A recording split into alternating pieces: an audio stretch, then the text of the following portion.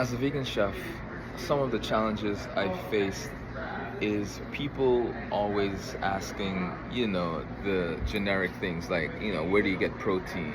How much protein are you getting? Are you getting any protein? Those silly questions. Or, are you going to make a salad, right? That's always the thing. And, it's unfortunate because anyone that assumes that the only thing a vegan person eats is a salad, then you really don't understand what food is, because predominantly most of the food you eat are vegetables anyway, right? There's only one thing you eat on your plate that's actually not some sort of vegetable or in that family or close to it, right? Besides the meat on your plate, your starches could be vegetables, your vegetables are vegetables, right? So your sides are more than likely always vegetables. So two-thirds of your plate, three-quarters of your plate, is actually vegetables. So,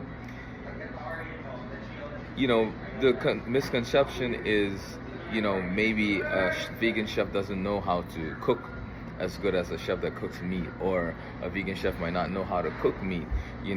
I was classically trained as a chef, so my upbringing in the culinary world is all of that, seafood, poultry, meat, you name it. So me choosing to go vegan, by any means I can do it, and that doesn't take away from the fact that the way I was trained, I can also cook just as good as someone that cooks meat, and cook meat just as good as someone that cooks meat every day. All right, so